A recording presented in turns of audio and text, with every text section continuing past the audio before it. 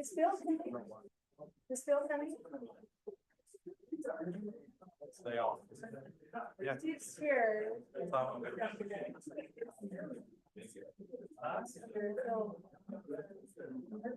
Always.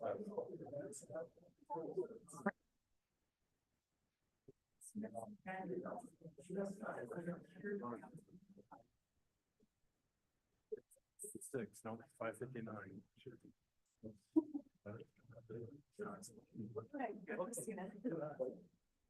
Stand up. Okay. Everybody's quiet, waiting for it. Oh, it's officially 6. All right, it's 6 o'clock. We'll go ahead and call to order this special meeting, workshop meeting of the Pleasant View City and North Ogden City Councils this Tuesday, March 18th, 2025. Welcome, everybody. If you haven't signed in, please do. So the recorders, the two city recorders can know who is attendance for the official meeting minutes. We'll start tonight with the Pledge of Allegiance, opening prayer, reading, or expression of thought by Council Member Sarah Uri. Audience, please rise and follow me in the pledge. I pledge allegiance to the flag of the United States of America and to the republic for which it stands, one nation, under God, indivisible, with justice.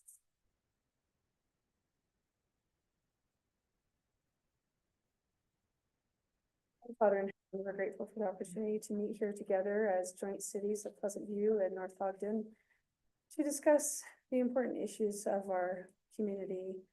We ask that thy spirit will be with us, that we will be civil with each other and remember who we represent, the great communities of North Ogden and Pleasant View. Help us to be sound in our thinking and wise in our decisions and ask good questions and learn all that we can to do what is best for those that we represent. We are grateful for the military who serve us and we ask thee to protect them to be safe from harm. We're also grateful for our public works departments and our police departments and first responders and fire departments. We ask thee to bless them, to watch over them and protect them and keep them safe. And we're grateful for all the blessings that we enjoy and we ask these things in the name of thy son, Jesus Christ. Amen. I don't ever remember 8 years on the council and 7 is mayor, us getting together. So it's quite a great occasion. Just a couple of housekeeping, items before we start. If you haven't signed in, please sign in.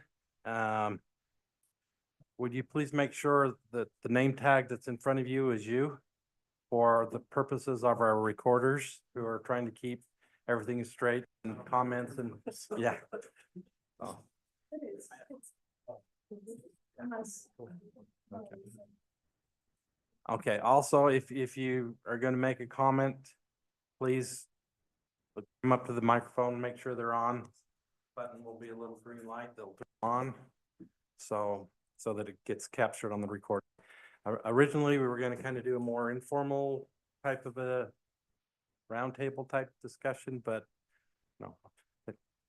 It's being zoomed and it's being recorded for the minutes, so our recorders were able to set us straight on that, so appreciate their making the necessary accommodations for us all. It seems a little weird sitting down here, I must admit. So. All right, name tag, microphone. Just as a way of introducing item 2, which is the joint work session with North Ogden City. Consider combining Pleasant View and North Ogden Police Departments.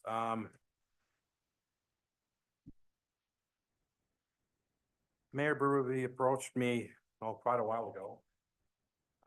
When our chief retired, and we appointed Stetson Talbot as our interim chief, and he suggested maybe we look at at least sharing administrative costs and coming up with an idea that could save both the city's money. And I think even as important, kind of slow the bleed. We as mayors, when we get together, we talk a lot about the ongoing costs of public safety amongst all our cities. And it's a big cost. It's our biggest budget. I don't know about North Ogden. It's theirs too. Getting a head shake from John. It's a big cost, and it's one of government's fundamental responsibilities. So it can't be taken lightly. But as we grow, as we see what's happening around us, it's just, we used to have a much smaller department. We had one officer on. It's like an officer safety thing. We needed to ramp that up. And over the 7 years I've been mayor, we've hired, I think, 3 additional full-time personnel in the police department. So it's something that's like piqued my interest, and it's like, yeah, I think it's incumbent upon us as elected leaders to look at this, see if it makes sense financially, operationally. Will improve the effectiveness and efficiency of police departments. Will we provide a better service that maybe and save some money? We can do both those things. I think that would be a win-win. So with that being said, well, before I turn it over, I'll ask Mayor Berube if he has anything he wants to add there. Thanks. Let me just add to Mayor Call's comments. I think as elected officials, our responsibility is to be as efficient as we can in what we do, while understanding that we have a fiscal responsibility to those who pay taxes in our cities.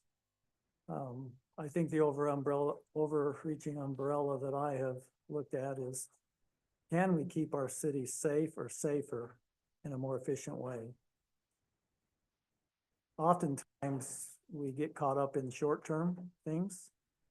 I hope we'll look at both the short-term and the long-term opportunities this evening. And I just want to thank Chief Talbot and Chief Einan. They have taken the lead on this in putting together the presentation. I think Mayor Call and myself fully understand that they know a lot more about policing than, well, Mayor Call used to be a police officer, so he may know, but I know nothing about that. So we've challenged them to put together a presentation. I think that there's a lot of questions out there. Maybe they'll be answered, maybe they won't, but at the end of the day, let's make sure that we all try to leave with the best understanding we can. So that's all I would say. So what we like to do is hold questions till the end. There'll be plenty of time for questions. We went through, I think this will flow better, and one slide might answer questions that you had, earlier on. So if you can hold your questions till, if you have absolutely burning question, so you just gotta, don't think it's gonna be covered or whether, like, when was the Brooklyn Bridge built or something, whatever, just, let me know. All right, we'll turn the time over to the two chiefs.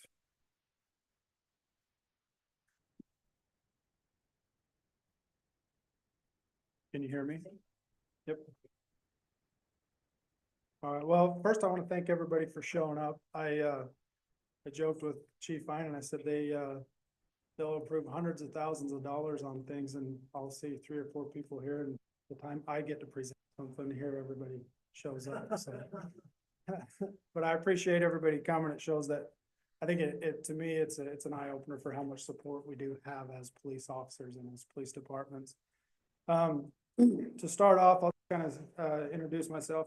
I'm Lieutenant Stetson Talbot. I'm the interim chief right now at Pleasant View Police Department. I've been here for just about 15 years. I've been in Pleasant View my entire career. I love Pleasant View. I'm very passionate about Pleasant View Police Department. And as we met, the mayor contacted me one day and said, let's have a conversation about this. And at first I was pretty skeptical, and I kind of thought, well, yeah, you're asking me to look into this and see, one, can we provide, or the ultimate goal is to provide a better service for less cost, right? And I'm very passionate about the service side of it. I'm very loyal to Pleasant View Police Department. This is where I started. This is my home, and I love our department. So from my view for Pleasant View, I really am passionate that we make sure that whatever we do, we're going to provide at least as good, which I think is a good service already, and maybe even a better service. So with that said, I'll start off. What we're looking at is possibly doing is an interlocal agreement. It's not a new concept in law enforcement. There's some agencies close to here in Utah that do them. Nationwide, there's a lot of agencies that do them. Basically, what an interlocal agreement is where, like in this situation, where you have 2 cities that will come together and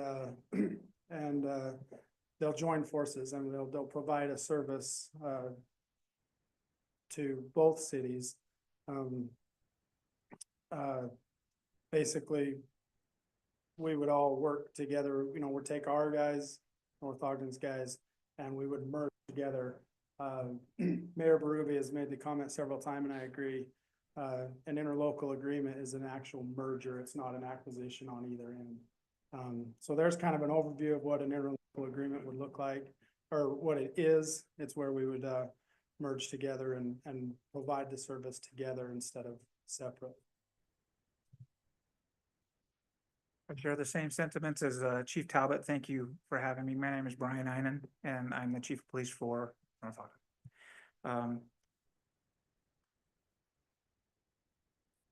You can hold that mic if that helps. Probably. I got glasses, I got papers flying, I got a paper clip right here.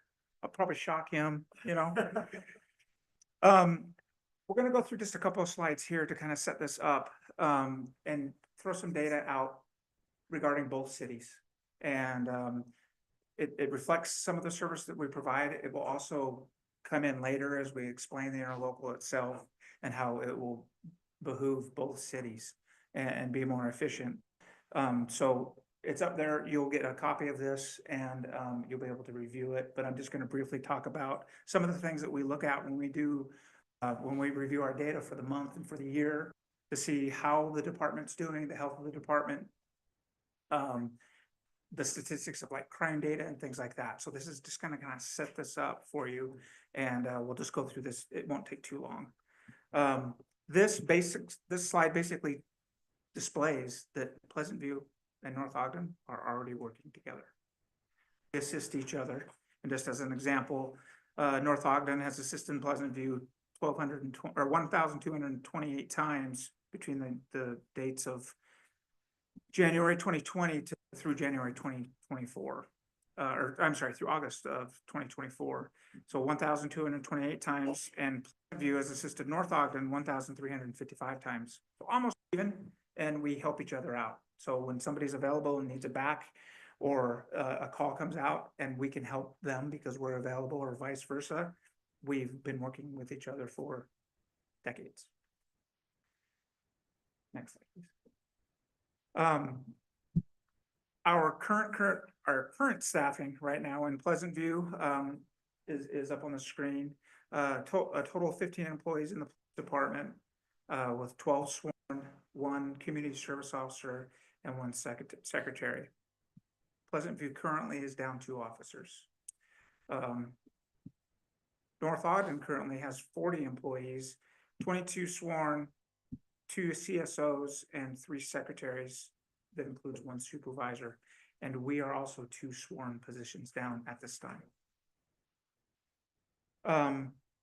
This slide just breaks down the population of North Ogden and Pleasant View, and then if they were combined as it pertains to the police department, we come up with the statistic of how many officers per 1,000, and we come out to 1 officer per 1,000 when we combine.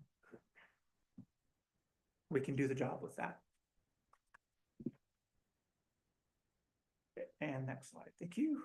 Calls for service and response times. This is just a comparison of the 2 cities. This is 2024 data. So for the entire year, the average response time for a priority 1 call. So it's going down right now. We need to get there as fast as we can. An assault in progress, let's say. The response time on average for Pleasant View is 4 minutes and 10 seconds. The response time currently in North Ogden, or in 2024, is 3 minutes and 25 seconds. There is an explanation for the variance and even the times on this, and that is the size of the department.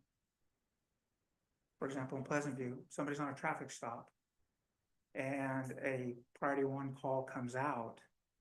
They're in the middle of that traffic stop. They have to finish that ticket, jump in the car, and respond. So there's a delay of 4 minutes and 10 seconds. It's actually a decent response, but that's what will cause the delay. Something to think about as we talk about the interlocal is when we have more officers together that are responding to the same areas between North Ogden and Pleasant View, there are more available officers. So that 1 chief who's working in Pleasant View and that 1 additional officer who's working, because they're at minimum manning, because people are on vacations or things like that, this will enable us to not only fulfill vacations, but to be available to respond to these calls. So the guy that's on the traffic stop doesn't have to leave because everybody's busy. We'll have people available. That makes sense.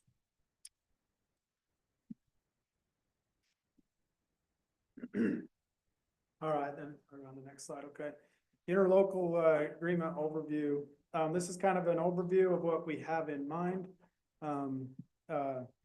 Basically, the police administration will be incorporated with North Ogden chief and supervisors from both agencies. There'd be an assistant chief filled by the chief of Pleasant View.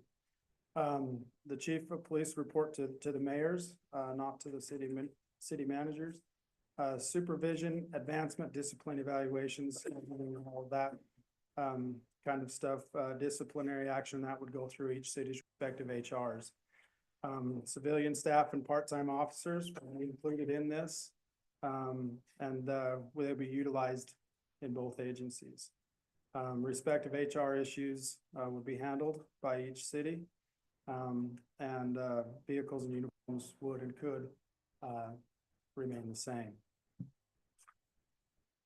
Something just to add to that, to what the chief was saying. Right now, this is exactly how it currently works in each respective city. So we're the police departments within each respective city. We handle all of the things administratively within that department. And when it pertains to human resource situations where human resources has to get involved, termination, heavy discipline, whatever it might be, we would be doing that anyway. That's not going to change. There isn't any additional thing that's happening here. We would just do it as one administrative unit.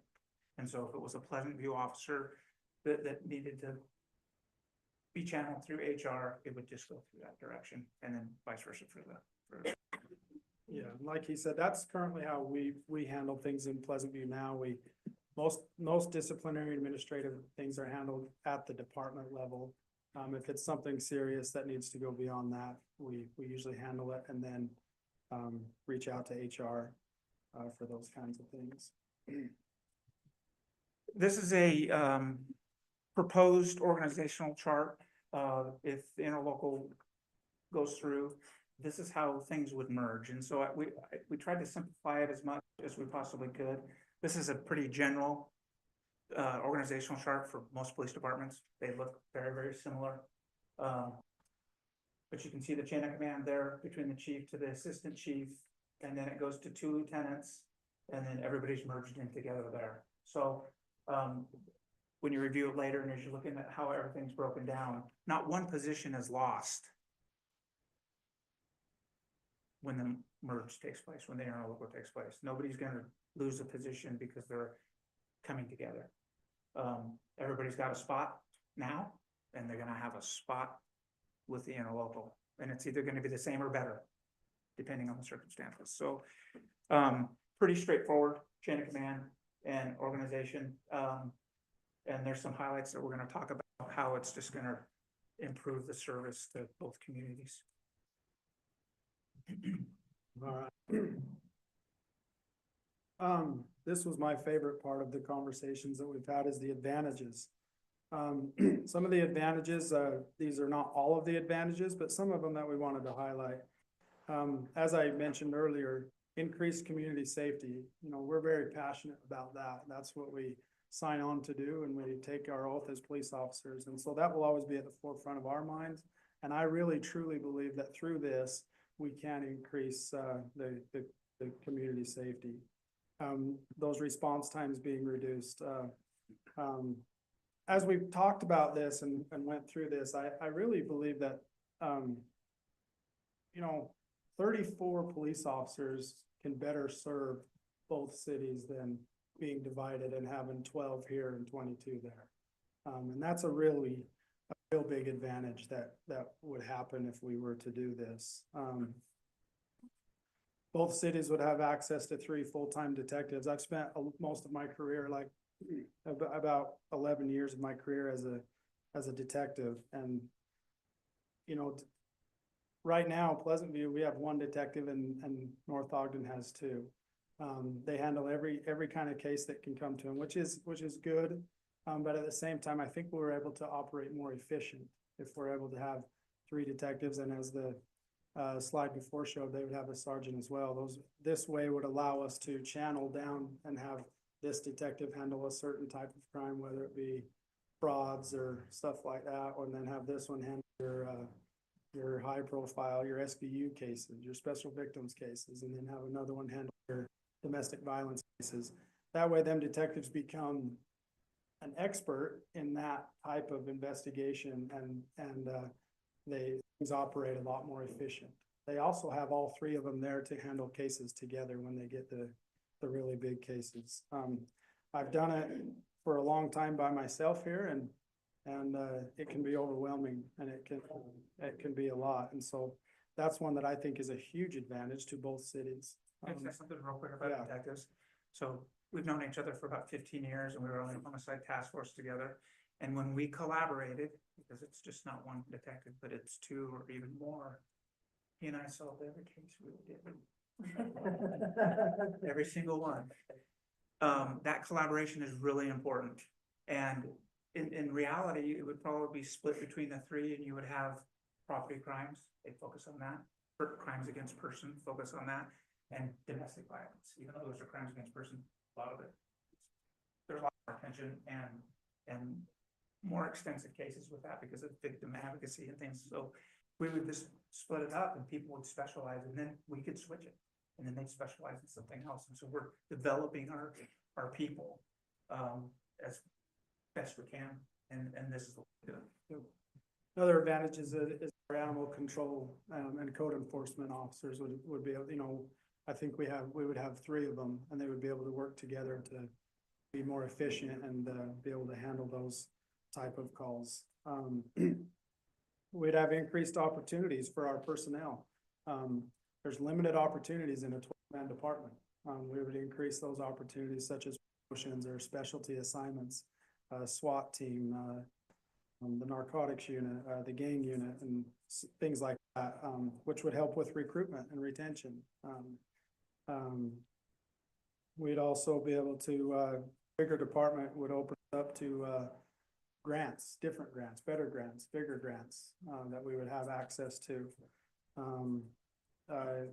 Improved recruitment is also an advantage, and then also, there at the bottom, you'll see that, we would share a new public safety building, and we put it in bold letters that we've been assured that that's at no cost to, Pleasant View City. Again, go ahead and switch slide. So just, this is just some more of the advantages. Some of them are on here that were already on there, and equalizing pay benefits within both departments. We would share the cost of the chief's salary. Overall savings from growth, you know, as the cities grow, we can share the cost of that. We can, be able to operate more efficiently, which will help us not have to grow as fast, as far as number of officers. Increased grant opportunities, and one thing that is an advantage is each city will continue to budget their overall police department, and that will come into play later on when we talk about an exit strategy. If one or the other isn't happy, we'll still maintain that and be able to go back on this if we want to.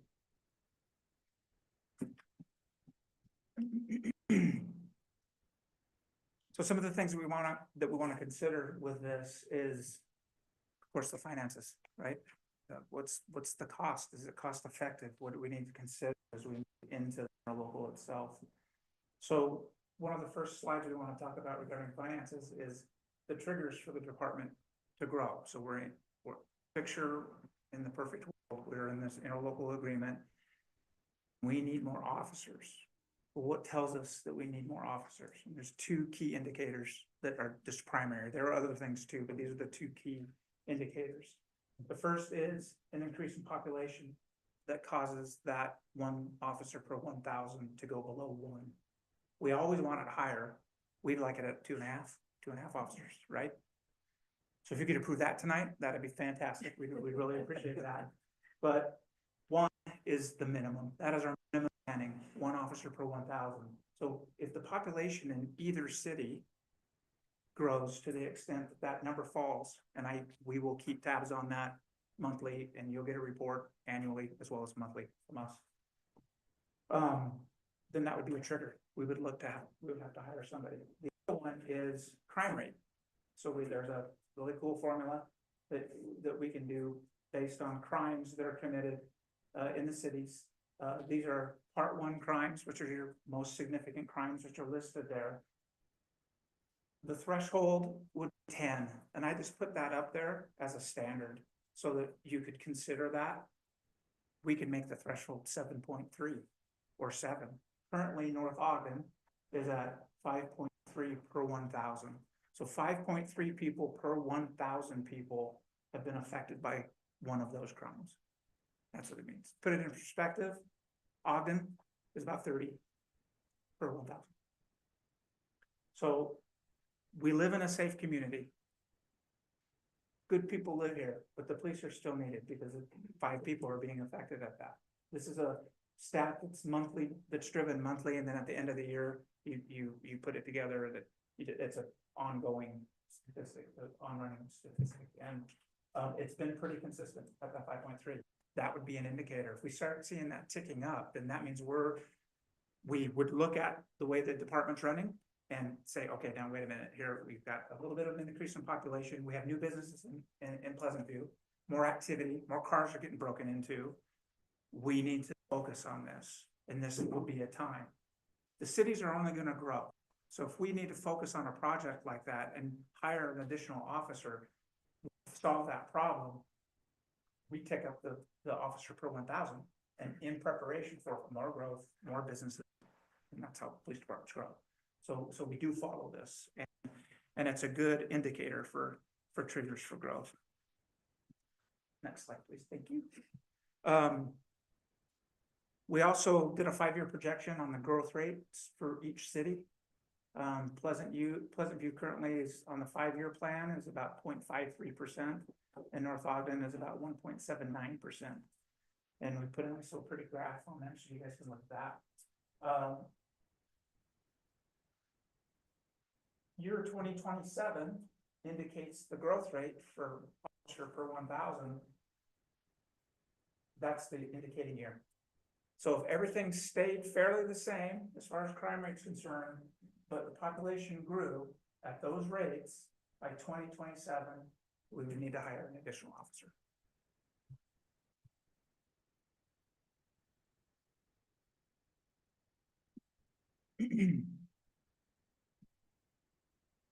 And at that point, sorry, one more thing, at that point, it's something to consider is in 2027, who pays for that? North Ogden or Pleasant View? We split it. We split that cost, or if the interlocal advances to the point to where we're in a different situation, it's really working well, and we progress into a merger or whatever it might be, then we would have the cost, share the cost, or if it's just one city, there's something to consider. It's just Pleasant View and the businesses are growing, and that's what's driving just North Ogden, and then the residents are growing and the population has expanded to that 2027 point. And the officers are still Pleasant View and North Ogden. North Ogden will pay for that officer, but he's gonna help both cities. So it's a give and take, and I think you're gonna see, I know plan on, but I think you're gonna see that the cities are gonna grow, businesses are gonna grow, which may cause the crime rate to go up, and North Ogden's and Pleasant View and North Ogden's gonna grow with residential locations because we're building those all over the place, and the population's gonna go up, but either or are gonna help both cities. We'll help each other out. All right. So on consideration, so there's a couple different options when it comes to a interlocal agreement and a merger. Basically, there's an administrative merge where you just merge the administration of the departments. You would have the chief, the assistant chief, and just the administration is what merges together. The other option is a full merge. A full merge is where you merge the entire department. We enter this interlocal agreement. The entire department functions as one department. That's the one that I like. I think that's where you can get all of the benefits and run it completely efficient, and that's where I feel like the best option is the full merge, where everybody comes together. We enter this interlocal agreement. We become, in essence, one department. We were able to take advantage of all those benefits that we talked about earlier. In a full merge, it would be, that you could also look at rebranding, renaming the department. There's all kinds of names that you could come up with to name it. But there's options, and that's what we want to make clear, that there's those couple of options when it comes to this merge.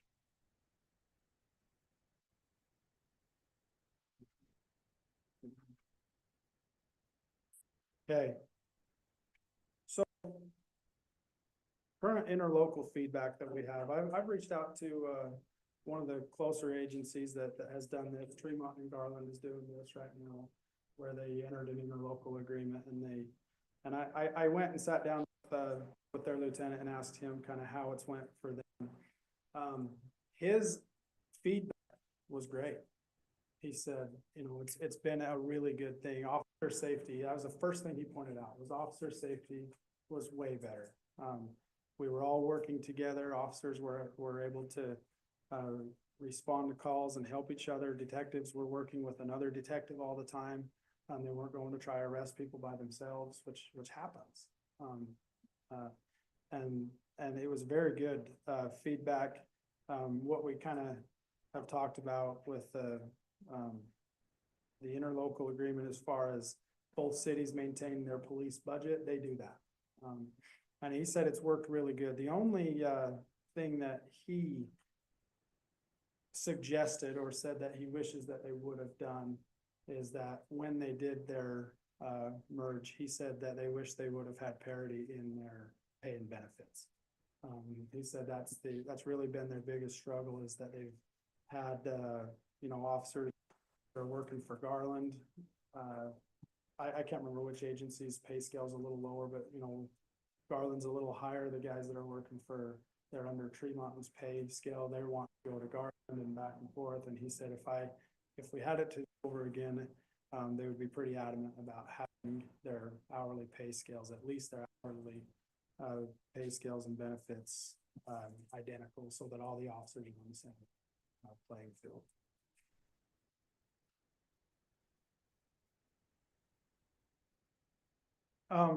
This slide, this was interesting to me as we approached this and started talking about this interlocal agreement. One of my things was I was really hung up on the pay benefits, and as I talked to our city leaders and that I realized how it's not a simple task to just change all your benefits and to do that. And so I really thought a lot about this, and what we ultimately ended up doing was I said, let's put together the overall compensation.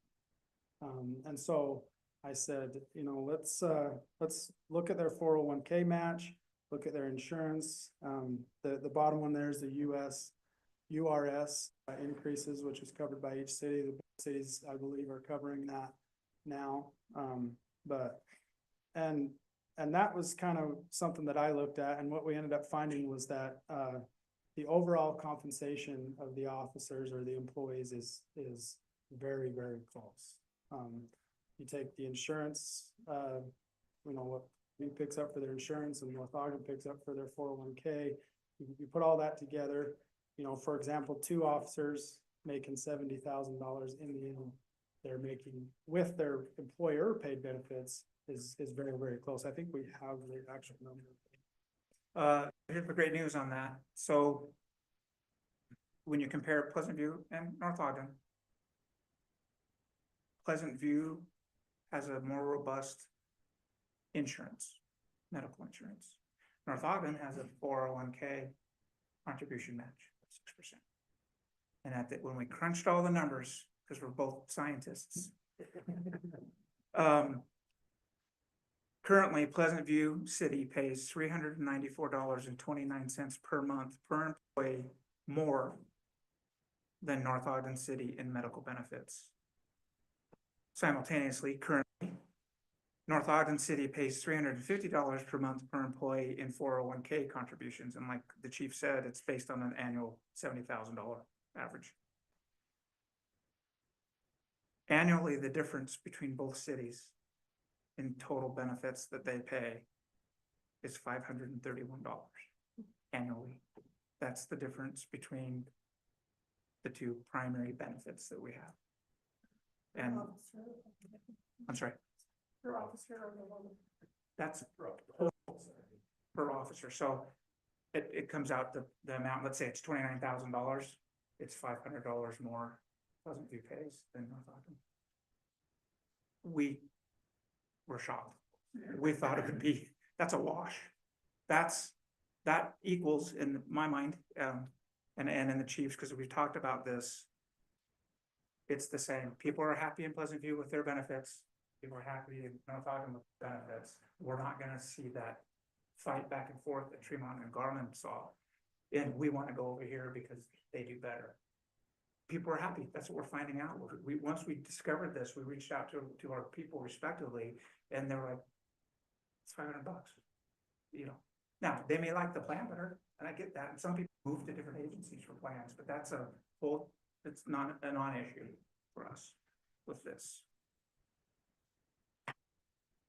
Yeah, I was really surprised when we finally put those numbers together. We talked about it a lot, but I don't think either one of us are really mathematically Inclined. inclined, so we talked about it a lot, and then we finally got it put together, and I think we called each other and like, oh my heck. Yeah, double checked our work. It was amazing. Um.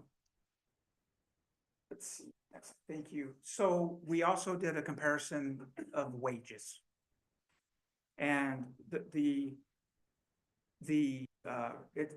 took all the wages together, we took all of the ranks and we listed it, and we did like a starting wage, a midpoint wage, and the high wage. And we averaged everything out. And so the total average, all of the ranks, all of the wages, the difference is 3.44%. North Ogden's on this side.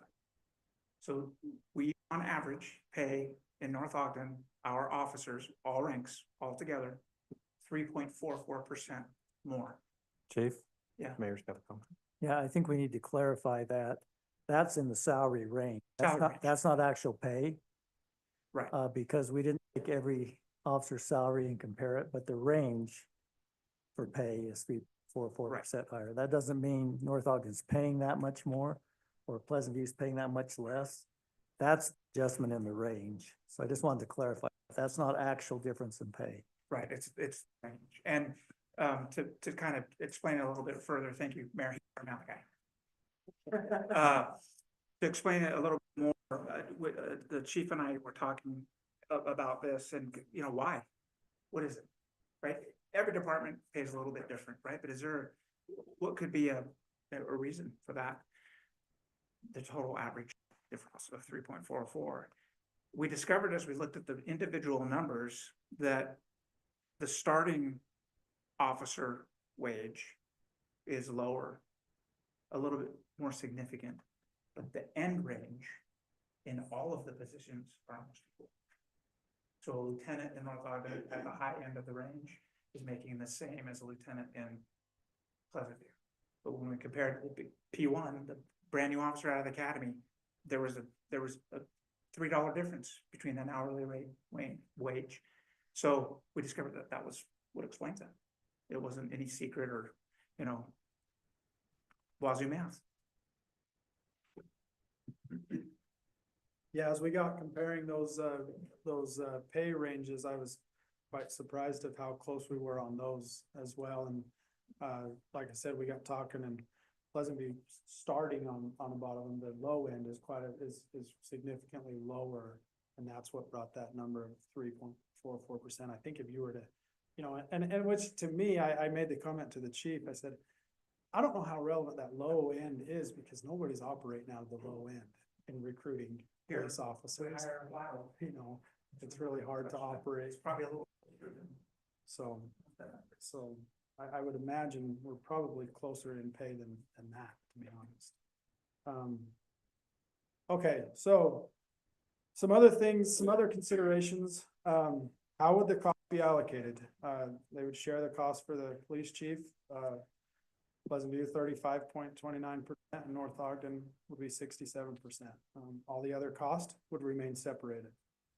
We talked about the triggers for growth. One thing we've had a lot of conversation about is the location, the building, where would this police department be housed? North Ogden has a state-of-the-art police department. That's you know, I've in talking with the chief, they're confident it's plenty big to house this department if we were to Bill for about 65.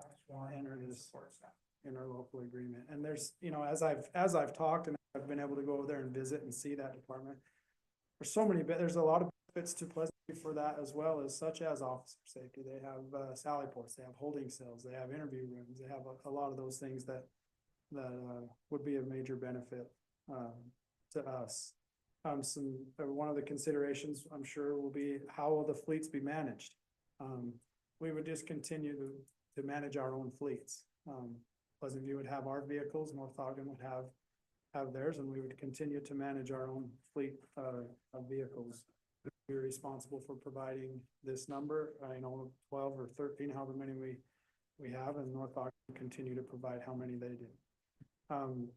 How would HR manage the employees? As we talked earlier, that, you know, As far as employees and HR, nothing would change.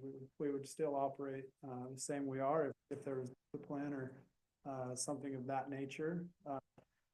We would do it like we do now. We handle it within the department and we always inform HR, and then if needed, we include them in the discipline.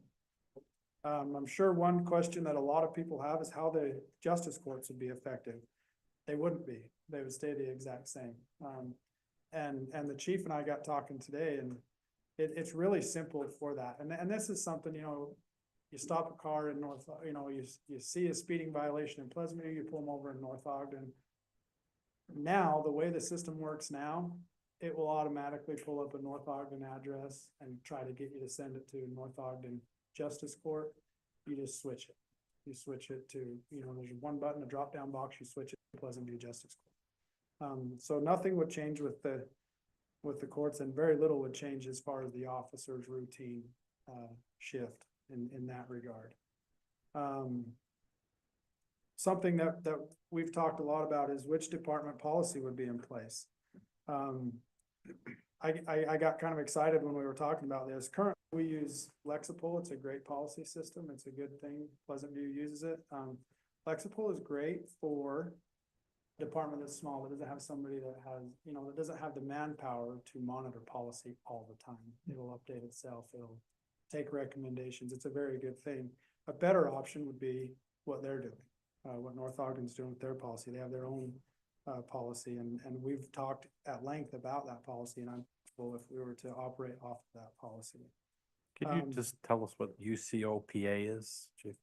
So the policy that North Ogden is actually, we're moving to it right now, as we speak. It's in the process, is UCOPA. So it's a Utah Chiefs of Police Association.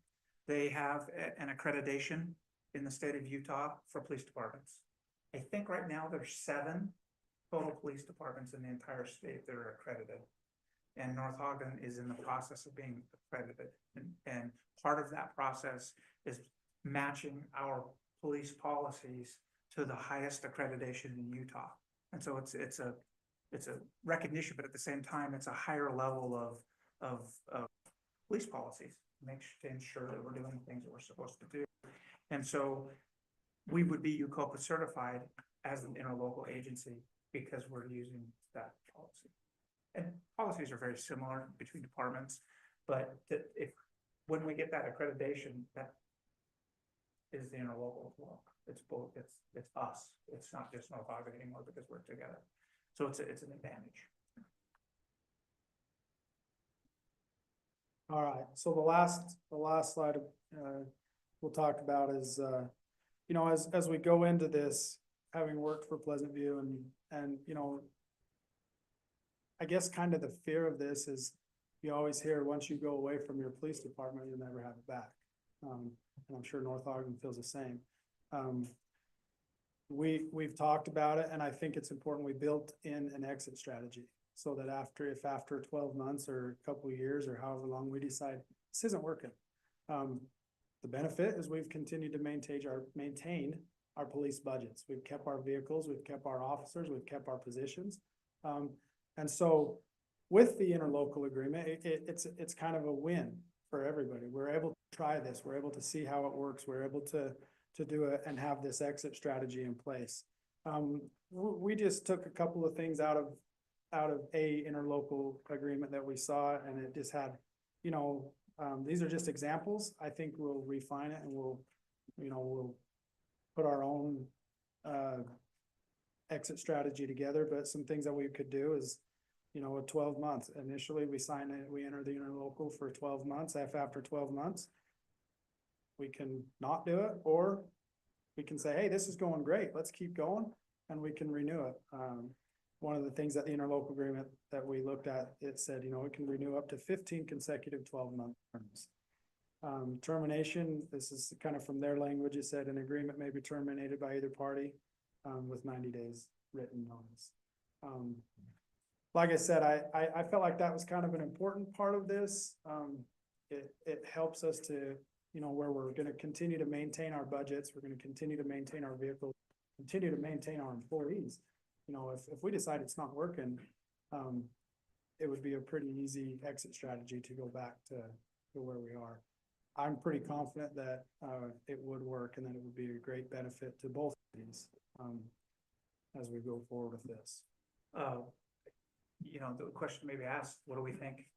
You know, we're basically presenting these facts. We did some research. We looked into other interlocal agencies.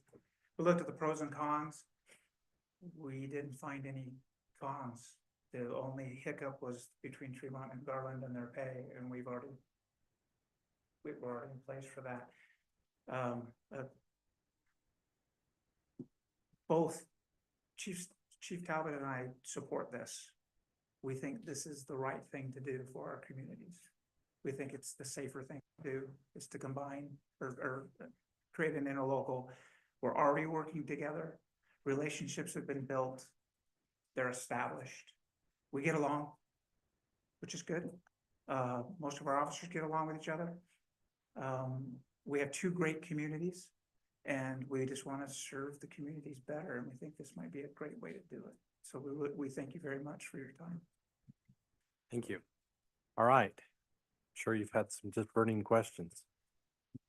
Dave, I think with this one, leave it. will you just come up to the microphone so that I can get it on the recording? Thank you.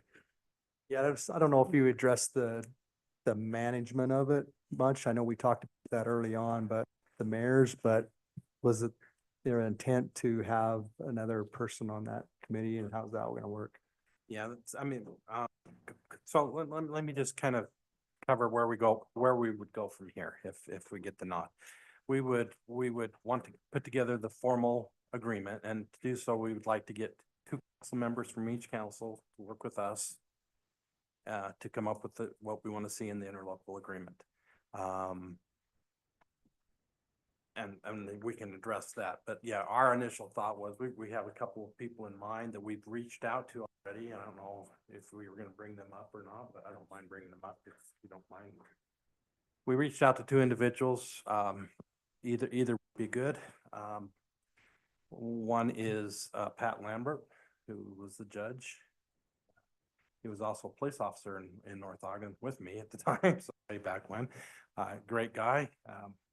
And very knowledgeable. He actually did a study back in 1976 for Clark County and Las Vegas Police Department when they merged. He helped us with some of his memories. He doesn't have the documentation. Of course, that was a long time ago, almost 50 years ago. And the other was Craig Dearden, who actually was a sergeant here in Pleasant View Police. He was the chief of police in North Ogden for a time. He was the public safety commissioner for the state of Utah with the Highway Patrol. He was a county commissioner.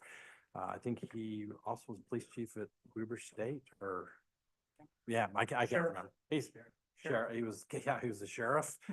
So yeah, he's retired now, but both of them thought this was a great idea to pursue, and I think we'd reach out to them and also maybe ask one of them to be on the board or whatever the group, 2 council members from each council, and us can sit down and work on the finer details of an interlocal agreement, see how it works. It's a great question. Maybe I could expand on that. I don't think there's anything said on how that would be put together. I think the important thing is we want to make sure, because I think both cities are sensitive to the fact that they want to be treated equal, right? And so we want to have this oversight, whether it's a rotating council member from each city. The important thing is we want to make sure that it's equal and it's independent, that we keep things, as a merger type basis. So that would be something that's, I think, open for discussion from the council if they have recommendations. For instance, we know that I think you're engaged in kind of an efficiency study at the current time. Councilmember Dahlpaz is our liaison between the council and the police department. I think the important thing is that we find a way that we keep this thing equal. So nothing set in stone, but open for suggestions to meet that objective. Steve? I'm in favor of this, going forward. I think it's a great idea and I appreciate your presentation today. I think you've covered. I have very few notes because I think you covered it very, very well and I do appreciate that. I like the idea of the year trial basis. And, you know, this being in phases, and I think that would be, you know, over the next 2 or 3 years, possibly going into some of these phases, as Chief Talbot talked about, you know, that full merge and what that would look like and how that would be affected. As Mayor Berube talked about, we want it to be equal. We want, you know, things to be good. I want, you know, the officer safety has been from Pleasant View City's, from the council, Pleasant View City Council, my standpoint, it hurts me when I hear of an officer being alone. And, you know, needing more officers, needing more detectives, needing that coverage and just not having the funds to do that. You know, having one sergeant from both and a couple officers out, you know, we wouldn't need all of that, 2 sergeants at one time. And so those types of things are wonderful and I appreciate that, but I want the officers to be safe. I want the Pleasant View and North Ogden residents to be safe as well, you know, and I think there's only positives. I can't think of many negatives as well, other than what happens if one of you guys leave? You know, is the next person going to be so amenable to this? I worry about that, you We'll know. train them. Good. But that, you know, right now everything's working well. The mayors are on board, the city councils are on board. I want to set some state. I love Lambert and Dearden. I think those 2 people are wonderful. Would be some great elder statesmen, you know, counsel and guidance. I mean, they're both really good people. And so I think they would help us all put this together. And I well respect. And I would love to have this be the model for, you know, for everybody going forward. We know Tremont and Garland. I haven't heard of any others really that I've heard of anyway. So I'd love to have this be a model that we can be proud of to make North Ogden and Pleasant View that shining city on the hill here, as it were. So I'm personally for it, you know, with trepidation going forward, but I want to put both feet forward and go and count on you guys to really make it work. And I think it can. I hope it can. Chris? Yeah. Would you just state your name, so Laurie? Chris Pulver. Thanks. So I guess I had 2 things. One was the overall cost saving, I think, was just splitting the chief. Was that what I understood? Yes, Okay. I think the percentages were on there. It was like 34% Right. Okay. versus 65 or whatever it was.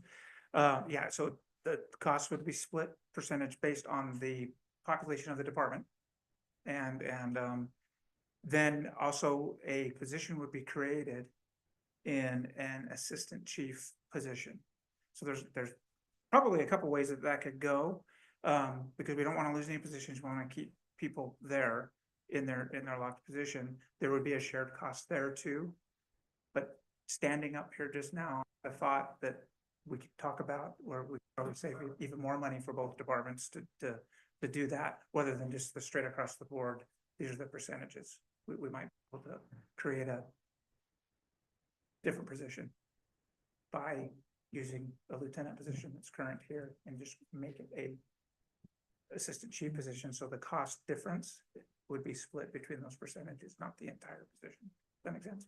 Maybe. Let me add some color to that, because I know that's got to be on everybody's mind, is what's the economics of this situation, right? It's our understanding, and correct us if we're wrong, that Pleasant View would have to hire a new chief if this doesn't take place.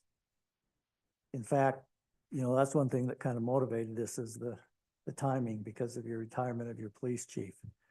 Hiring a new police chief, since we just hired one, we know what the market is, right? And with benefits, it's probably $180,000, $200,000 a year. That's the cost of a chief. You wouldn't have to hire a chief. You pick up a third of ours, which is, maybe 60,000, 65,000 versus having to spend 200 to get a new police chief. I think the other thing is, we know both communities are going to be growing, right?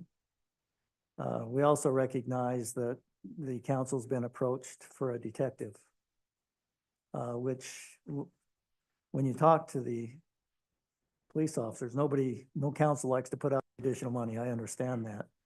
But at some point in time, Pleasant View would be faced with hiring another detective. You can tack on about another $150,000 for that. On top of that, under this scenario, we think the 3 detectives could work together. And the solve rate of crimes would probably increase, which would create a safer community. I think when you look at this thing long-term, and as the chief said, no one is anticipated to lose their job through this. Over time, we may find as people leave, there is turnover in police departments, right? Because right now, if you look at it, Pleasant View usually has a sergeant on and at least 1 or 2 officers. North Ogden has a sergeant and 2 or 3 officers. And 1 sergeant could oversee those 5 officers at one time. So our commitment is no one's going to lose their job over this, but over time, if people leave, you could look at the structure and see how does that work. I think if you look real long-term, I don't know what the build out is at Pleasant View. Mayor, what is it anticipated? You'd like to Depends who you be. talk to. Okay, what's the potential build out for Pleasant View? It's big. It just increased because we changed. Yeah. Yeah. Yeah. I mean, they're demanding more high density, right? We're all getting more commercial.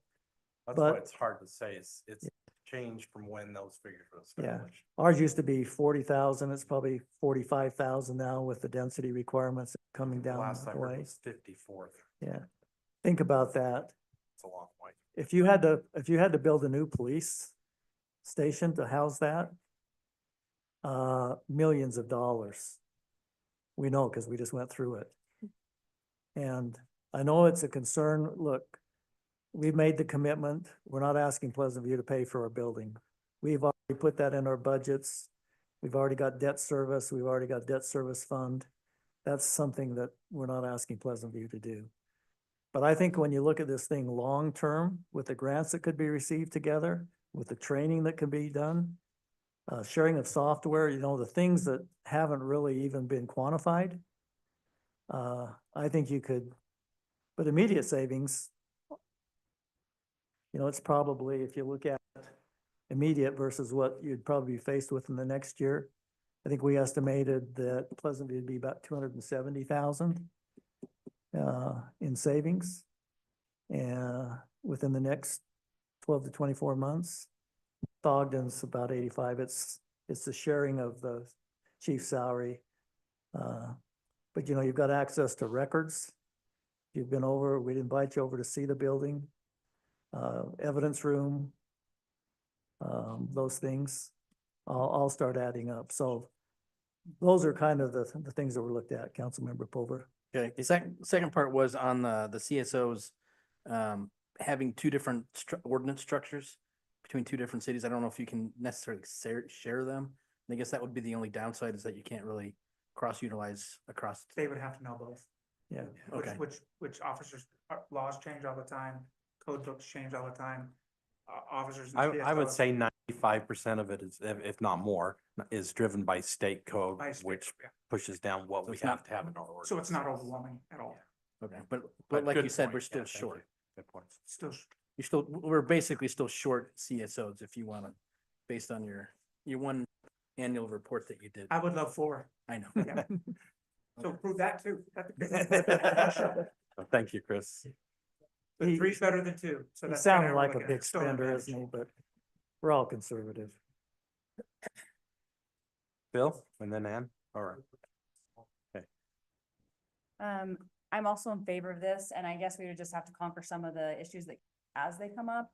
But one thing I thought of is like when we're ready to increase an officer, then how do we decide if they need a vehicle, if that's gonna come out of Pleasant View's fund or North Ogden's fund, like how will we share? So we would have to Those probably hard. crunch that down, but Okay. the options are, if the increase is caused because of the crime rate in Pleasant View, then it would just be the same. It'd be officer and a car, and that cost would be Pleasant Views. And then we'd share that person, and then it would do this. I don't think we're gonna see 6 officers hired in Pleasant View, total officer in North Ogden. And this is just speculation, but based on all the research that we did, we would either split the cost or each individual city would pay for the officer that caused the increase. Increase, okay, thanks. Thanks, Ann. Phil? That's my own thing. I don't know anything about police department mergers, but I know about private sector mergers, and 90% of them fail to meet financial expectations by a delta of at least 20%. So meaning they think it's gonna work and then they fail to meet expectations. But when I hear there's only pros and 0 cons, that makes me wonder if we know enough about it, because I've never experienced in the human life only pros and 0 cons in anything. Government work, just so much different. I've done a lot of government work. So that's what I'm wondering, like, do we have enough Phil, cons? I've had that a lot. And what I've told people is I think there's gonna be more to this before we actually do the interlocal. We're gonna get together with some sort of a committee, hopefully, and we dig into this and we make sure that we're, and I'm sure there's going to be things come up that we're not aware of. I mean, I don't know when we started talking about this, 6 months or 3 or 4, I don't know how long ago we did, but, I see your point 100%. I'm not an expert on police interlocal agreements. Based on the information that I can see, I felt like, and the chief and I agreed that there's enough information, we do know enough information that it could be a very positive thing, and it could be a very good thing for the cities, but I too was a little hesitant to say, I don't see any bad. And I think I stated that in one of our things, and they're like, okay, what bad do you see? And I'm, well, I don't know. But I'm sure as we go through this, things are gonna come up. I mean, this transition won't be perfect by any means, but so think I too that- agree. I'm sorry. No, go ahead. The part of it is why, we're not doing it to make money. And so there's no loss there. Like, we could lose money theoretically if we did it wrong, we put it together wrong. And so from a business standpoint, there's probably way more risks with a merger with 2 different entities that are trying to make money. We're trying to serve people. And I can't see a con in putting officers together, building our numbers to serve people. To keep our number at 1 per 1,000, have more available officers when things get busy. Have a facility that can house more evidence. That's all service to the community. Now, on the budget side, I only saw benefits there because we're splitting budgets, there's percentages, it's based on the population of the police department. There was no downside to the cost because the rest of that is being separated with vehicles and regular budget and so forth, benefits and all that. So I think if we were trying to make money here, this conversation would be 3 hours long if we had 6 board meetings and try to figure it out. But I get your point. I totally see what you're Well, I saying. don't mean just sorry, I didn't mean to say it financial. If there's only pros to contiguous, fairly homogeneous cities merging, then why has nobody else figured it out until right now? They have. It's been fought here in the area. And that's what I'm saying, so. Yeah. Oh, you've only brought up Garland and. No, it's been No, fought. I mean, Yeah, so what I'm saying, why Cities hasn't fight it. Harrisville more or less figured it out? Why hasn't, what? nobody's brought it up or they didn't want it. You want the honest truth? Yeah. Phil, you want the honest answer or do you want a political Yeah, answer? that's what I'm like, why? It's I can egos. tell you the Thank you, honest Mayor. answer. I can tell you the It's, Thank you, Mayor. it's egos. And it's a lack of giving, of everybody, of the council, of the mayors, of the chiefs. That is why nobody wants to give up anything, right? And when you look at it, also North Logan and Hyde Park have done this. So it's not like just Garland. But like you, Phil, I come from the business side of the world. And yeah, not everything works out like it's supposed to. But what I found out that makes things successful is if you have like cultures. And I believe North Ogden and Pleasant View have like cultures. I've, for the life of me, I didn't grow up in North Ogden. For the life of me, I don't know what this competition is, because we both have the same goals and ideals. But I think the key to this thing is, because the other thing I think that stopped this historically is identity, is people keeping their identities. This would allow, the way this is structured, Pleasant View could keep their identity, North Ogden could keep their identity, if that's what they so desire. I think that's been the other thing that stopped this from happening. But I've always found out if you want to make something happen, you can usually figure out a way. If you don't want it to happen, you can figure out a way not to make it happen, right? But I think the important thing is that's why we build in this exit strategy, where it's not so integrated that if it doesn't work, we can't go back to where we were. So those are the kind of differences I see. Just Thank you. Sarah and then Kristen. So I brought this up when this was originally proposed to us of, usually when you're looking to merge or combine, there's deficiencies that you're trying to correct. That's usually the reason, because if things are doing so well in each department, what's the rationale? What's the reasoning? And if it's part of doing an interlocal agreement, why merge anything at all? Why not? You already help each other. You already have that understanding. You gave the statistics that you guys all help, even Harrisville as well. So if we're merging, we do have a different pay structure. Our property taxes, 100% of our property taxes goes to the police department and then some. And we also have a different property tax rate than you do as well. Yet you're going to keep those separate. That's what your slides are saying. So I'm just, instead of merging anything at all, why not just have an interlocal agreement that you're helping each other? Because if we're keeping the fleet this different, if we're keeping insurance different, and we're doing all those things different, what's the purpose? And if all of our police departments housed over in North Ogden, but yet our administration's here, and then you're only answering through the mayors, and I understand that there's been, you know, some explanation that that's been somewhat, I guess, difficult to, you know, work with the city administrators, but I think that when you bring just the answer to a committee or to the mayors, it becomes somewhat political. And answering to the city administrators and keeping that within the administration takes the politics out of it. And I think that's really important for public safety. So to me, I'm just baffled why this discussion's happening. If everybody's telling us that things are going just great, why not just help each other instead of making it more complicated by merging anything at all? Because on paper, yeah, it could look really great, but at least all the mergers I've seen always ends up costing more. And it very rarely, I would agree with Phil, ever becomes a cost savings, and it becomes more complicated. My first response would be officer safety. We have great departments and our guys work really hard and we do the very best we can, but we put ourselves in harm's way when we don't have to, when you have one guy on the street. So it's a great police department. Needs to be ran. Ogden's or North Ogden's the same way. We need more cops on the street at one time. And we can do that without hiring a whole bunch of people like coming together. But how can you do that when your department is this amount and our department is this amount, your city's 3 times the size as ours? No. You're not hiring any more. How do you have more people?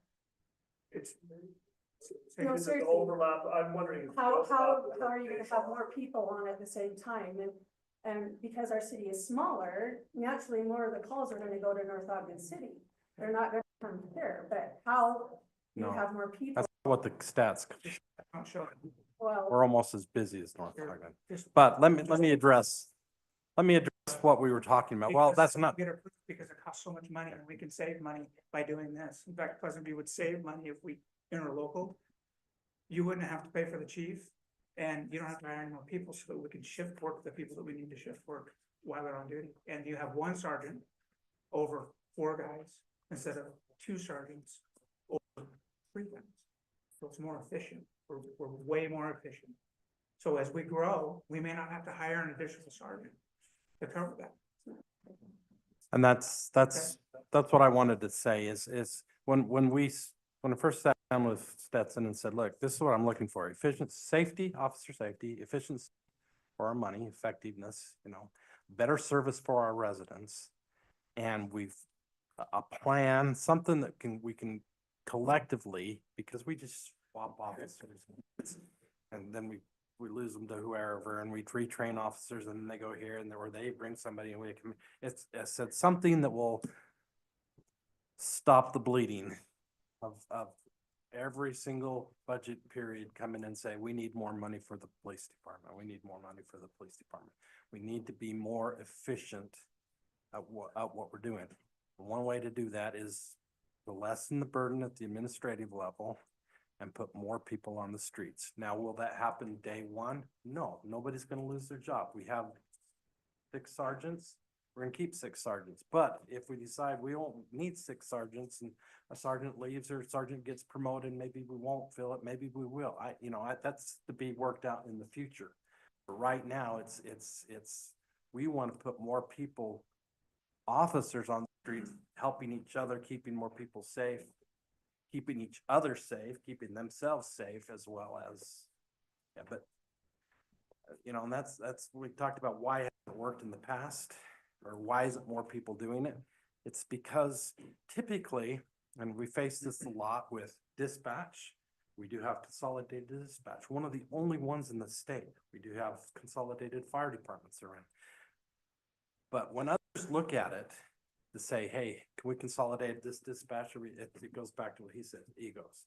And typically the people doing the studies go in and say, okay, we want to save all this money up front. Their end goal is not to improve service. Their end goal, so what happens is they say, oh, we're going to get rid of this position, we're going to restructure this, we're going to do this, we're going to save X amount of money. And immediately that plan is dead. Because those people all go to their mayors or they go to councils or they go over and say, this is an awful plan because X, Y, and Z are losing their jobs or, da. And it is, I worked 15 years and I want to be a chief someday. Now you're only going to have one chief over the 3 department, whatever, and it's like, the egos is a bad thing. It stands in the way of making these things happen.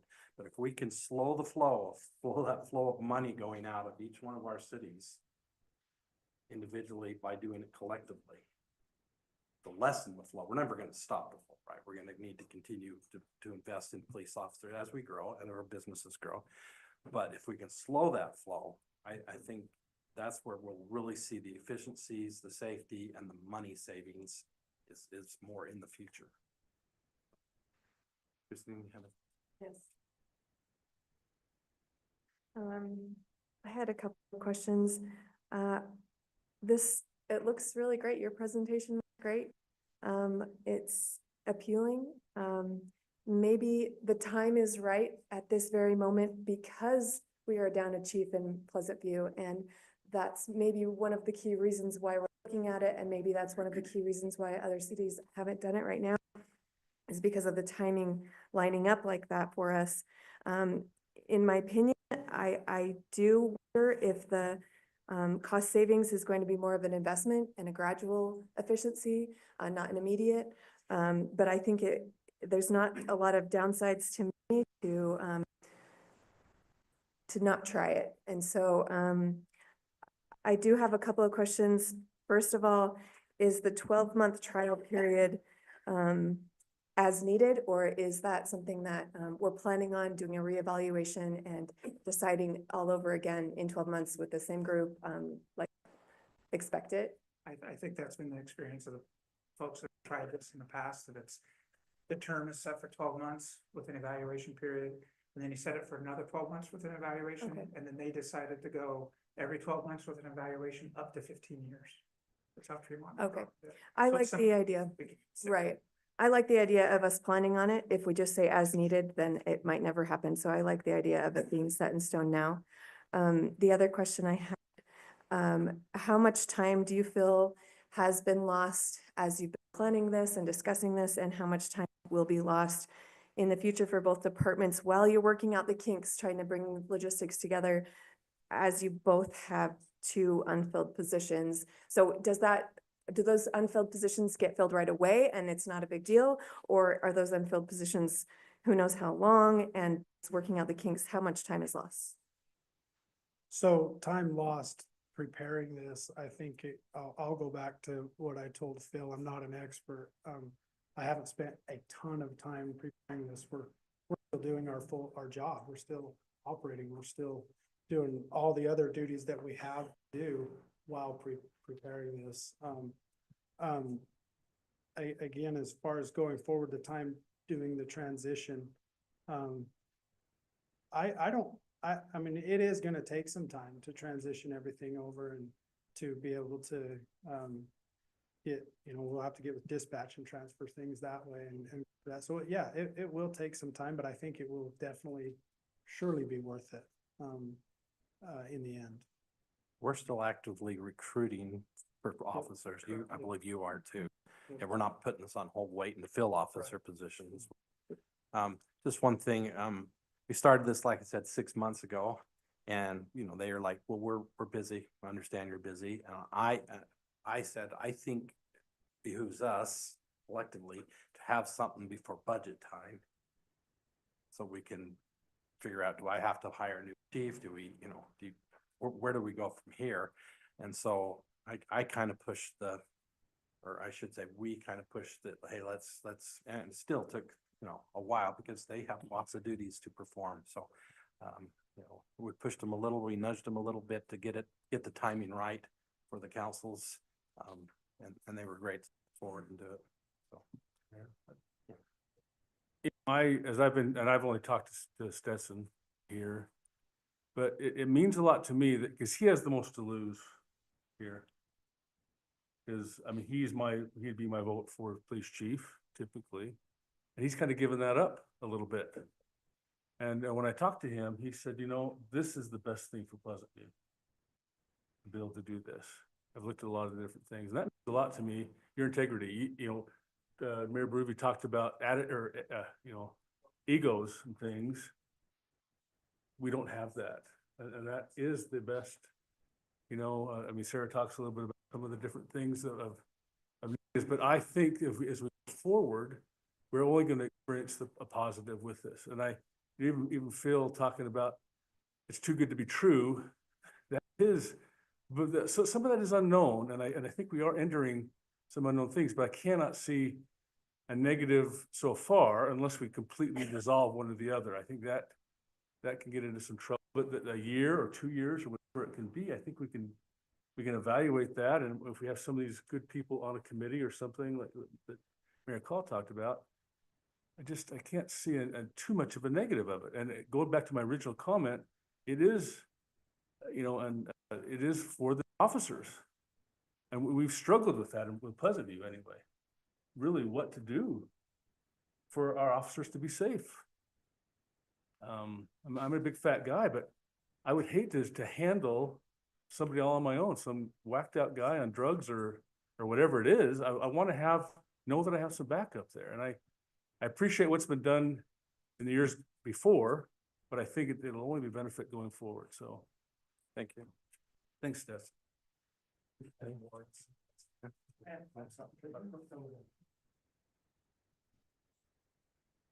JD Dalpass.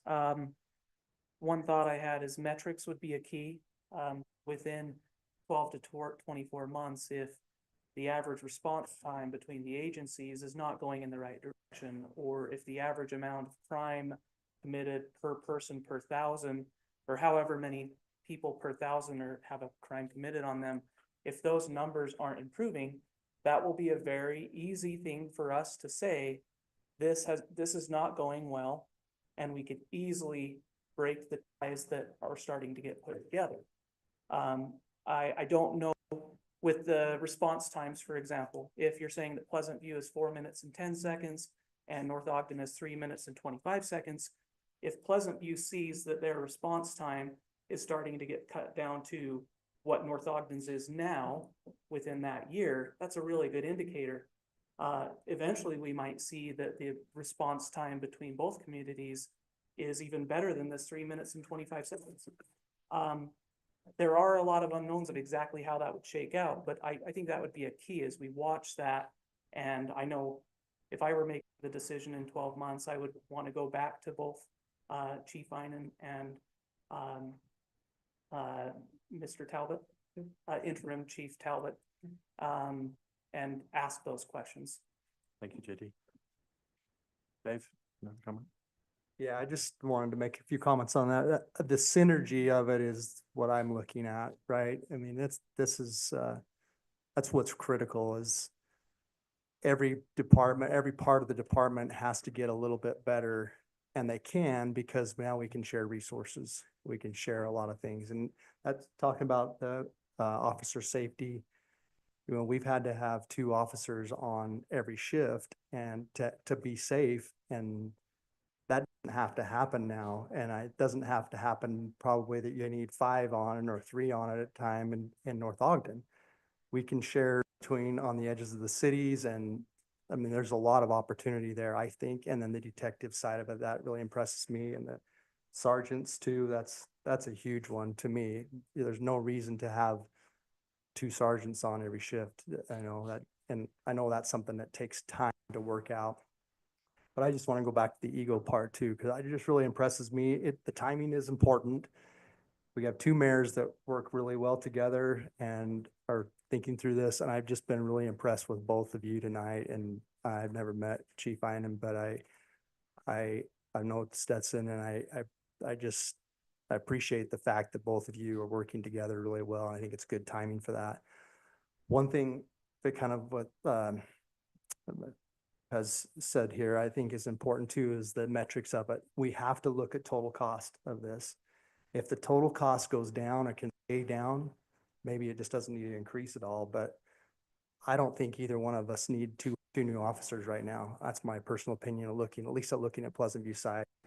I think we can do better, and we're working on doing that already. So I think that's an initial thing. And then the fact that we've had officers going back and forth between, or at least looking at, hey, can I get a better salary at North Ogden, or can I get a better salary with somebody else? And we've got to be the same and get really close on that. So I'm in favor of it right now, but there's a lot to work out through still. And just one thing that the mayor kind of hit on is the fact that we're going to be getting higher density, either forced on us or as part of rezoning. So I think that's the biggest thing with domestic violence and other calls like that, where you have centers of higher crime. I mean, you just know where they go. And I think, especially Pleasant View, where if you're just having one officer responding to a domestic violence, that is enormously unsafe. And I think that's one of the biggest benefits, I think, from combining as well. It's also with all of the commercial that's gonna be, I'm not gonna win, I'm gonna say gonna be going in. I think it's gonna benefit both cities in that fact. We haven't heard from Blake or Ryan. If you have something great, I'm not forcing you to say anything, but if you'd like to say something great, you don't have to. Okay, if you have any questions or comments. So the easy answer is this does help it does help fire. I think one of the reasons I haven't spoken up is everyone should know I'm in favor of this. I work for a jurisdiction where we cover 3 cities at once. And when you're planning for a bigger area, 3 cities compared to 1, you actually can spread your resources to where you need them, not just have to consolidate. I've been on many calls where Pleasant View, North Ogden have been there, and they were already working as a team. So like the mayors have said, we got synergy already between us. We're already working cohesively together. All this does is it eliminates some of the admin staff. As you brought up, how does this help? It eliminates some admin staff. So we get more officers on the street. That's what we're doing.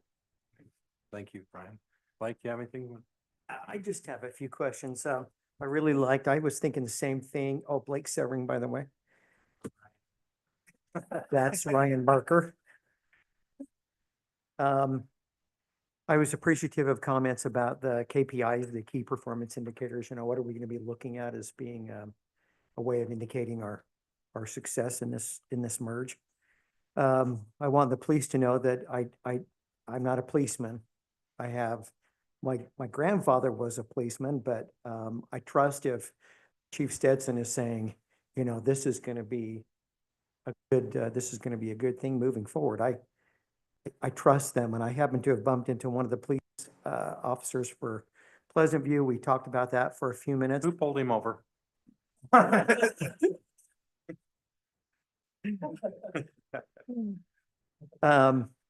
And he brought this up. I didn't bring it up, and he indicated that they had been talking about it, and he felt that it was a good thing. Just a couple of other things, mutual decision. I mean, maybe you mentioned this and I just happened to tune out, but who would be making the final decision if we needed a new chief? Would that be a collaboration between mayors, or is that something that would be looked at by this committee? Is the committee just for the interlocal agreement? Well, once again, I think chiefs, if we had to hire a new chief, would be, as it is now, it'd have to be approved by both councils because they have the final say. But that's why we want to have this independent committee, so to speak, is right now the mayors make recommendations, the councils approve, right? Generally, there's trust between the two and it seems to work out. But in this case, it's a committee of three, the two mayors and one independent person. And as you know, we hired a recent chief. I'm sure council members from both would be involved in the interview process to make a recommendation for final candidates. But I think that's the key in my mind, because I've seen where there's a coming together for the right reason, and I've seen where there's been an acquisition, and to Phil's point, oftentimes don't work out. So that's why I like this coming together and to make sure that we're on equal ground.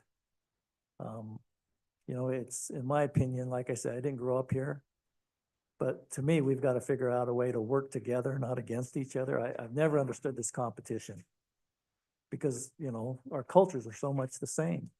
We have the same ideals and the same goals. So that would be my response, is that,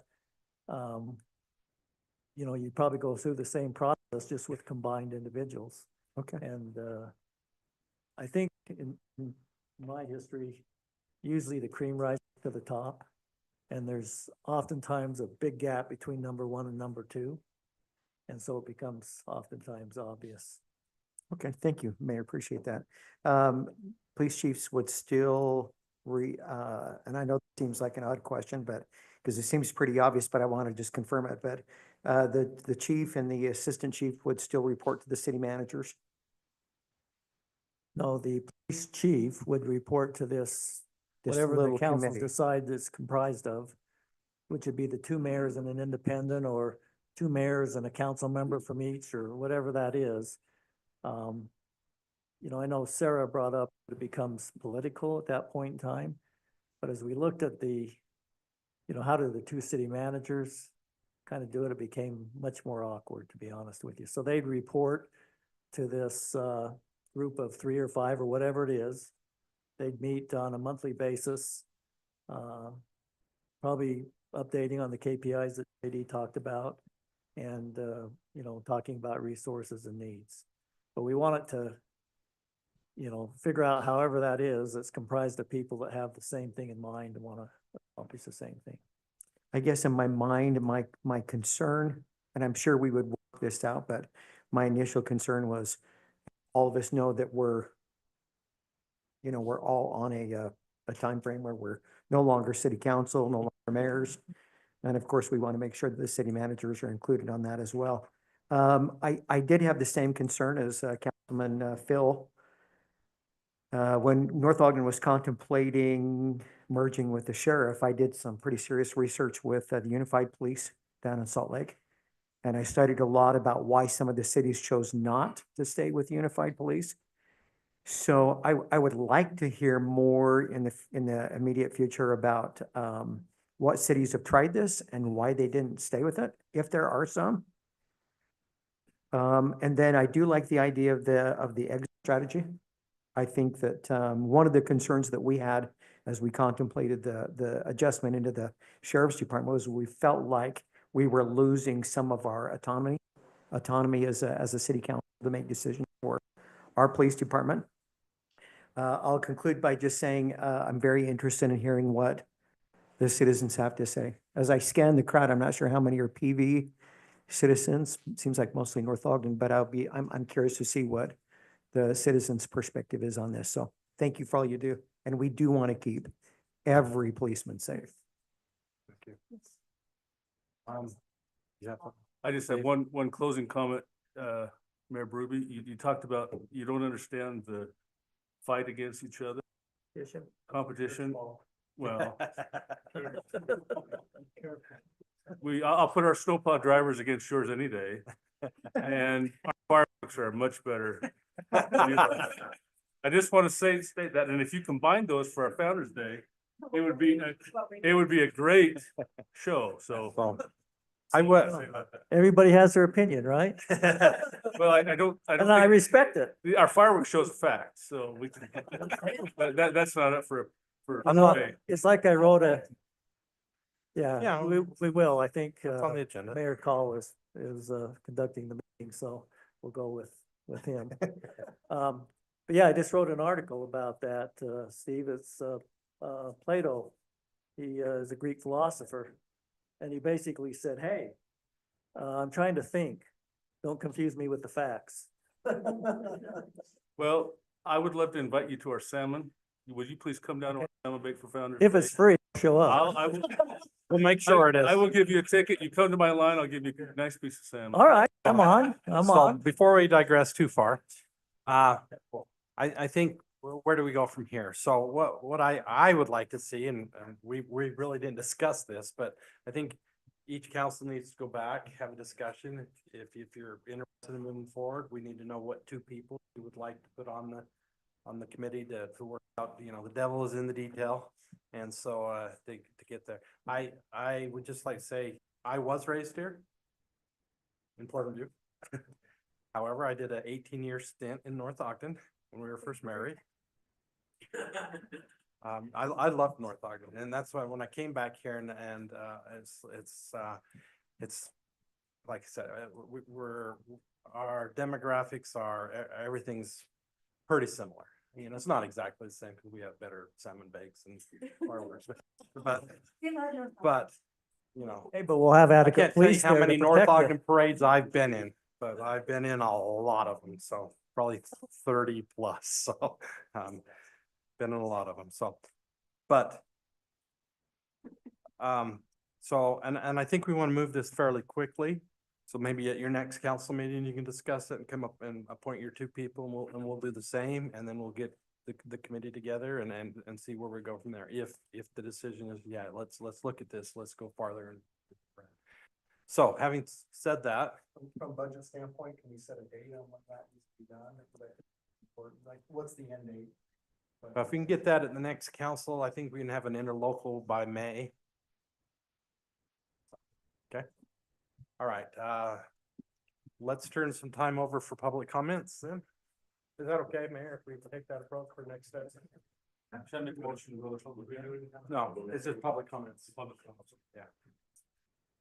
Please state your name for. Randy Wynn, from North Ogden.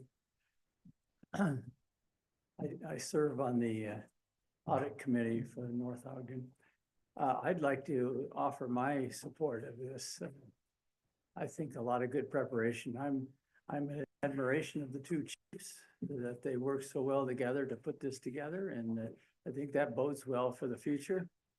And anywhere we can combine ourselves to save some resources for the cities to do other things with, I think is a good thing.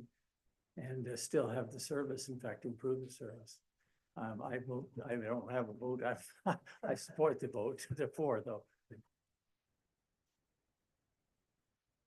How you doing? My name is Derek Draper. I'm Pleasant View. I got 4 questions. Appreciate the slideshow. If you're gonna throw a stat up, it needs to be the same stat for each city, not just the positive from one city and not mention the other city. That's 101. You guys know that. Okay, so number 1, you listed what North Ogden's crime rate was. What's Pleasant View's?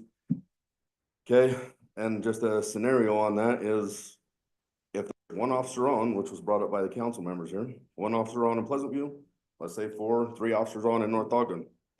A bunch of crimes happen in North Ogden. How many officers were in Pleasant View that night? Okay, so that's just something to think about. I know for a fact you can monitor time in each city, in each thing. So would there be a monthly or at least quarterly? Well, I would say monthly, because if you're as a police officer and you're busy in a bigger city, like I work in Ogden City, I know every time we had somebody from North Ogden come into Ogden City, or from Roy. I've been on the gang unit. I've been in narcotics. When we had that, they were busy in our city because they didn't experience what we experience every night. Okay? So that would be one thing is if you're going to implement something like this as the council being responsible, I would recommend that you get from the chiefs, or it would only be one chief now, a monthly update of how much time the officer spent in each city. You're paying for officers for Pleasant View. If they're not in Pleasant View, why are you paying for them? That's, you know what I mean? If they're always there, or if you're only in Pleasant View for, I don't know, let's say a 40-hour work week and you're 20 hours in Pleasant View, you're losing out on 20 hours of time where you're already getting it right now. Then the other thing is total calls. The slide said, and this is what's always presented. Total calls can be everything. That's why it's called total. What's the priority one calls? That's what matters. Okay. What's the priority one calls from North Ogden? What's the priority one calls from Pleasant View? That's the stat that matters. Now you can do your comparison. That's all I would ask is just do a little bit more research. Thank you.